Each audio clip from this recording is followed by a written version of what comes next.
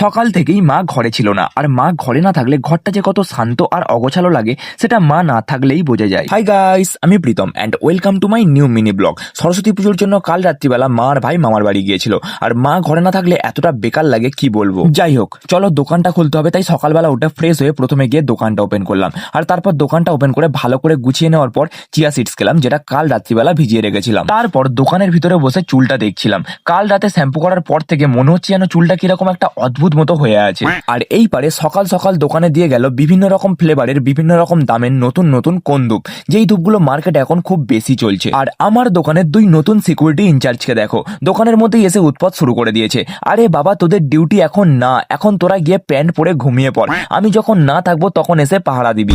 তারপর দেখতে দেখতে দুপুরবেলা লাঞ্চ করার টাইম হয়ে গেছিল। যেহেতু মা ঘরে ছিল না, তাই ভাই মামার বাড়ি থেকে আমার আর বাবার জন্য খাবার নিয়ে এসেছিল।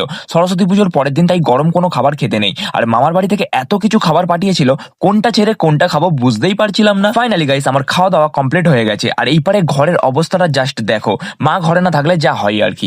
তারপর আমি খাওয়া দাওয়া করে দোকানে যেতে ভাই আবার চলে গেল মামার বাড়ি। সরস্বতী পুজোর পরের দিন দোকানে খুব একটা কাস্টমার ছিল না, তাই ভাবলাম দোকানে বসে মাছি মারার থেকে রাত্রিবেলা তাড়াতাড়ি দোকানটা বন্ধ করে দিই। দোকান বন্ধ করে দেওয়ার পর শীতের সময় সব থেকে কঠিন কাজটা এখনো হয়নি, সেটা হলো স্নান করা। ঘরে কেউ ছিল না, তাই সকাল থেকে স্নান করা হয়নি। দোকান বন্ধ করে এবারে স্নান করতে যাবো। ফাইনালি গাইস, শীতের সব থেকে কঠিন কাজটা হয়ে গেছে, আর তারপর কঠিন কাজটা করে নিয়ে আমি আর বাবা রাতের ডিনারও করে নিয়েছিলাম। মা না থাকলে জীবন খুবই কঠিন গাইস। মা যখন করে ঘরে না থাকে তখন কে কি করো অবশ্যই আমাকে কমেন্ট বক্সে জানিও। আর আজকের মতো ভিডিওটা এখানেই শেষ করছি, দেখা হচ্ছে তোমাদের সাথে আবার পরের মিনি ব্লগে। Till then, by.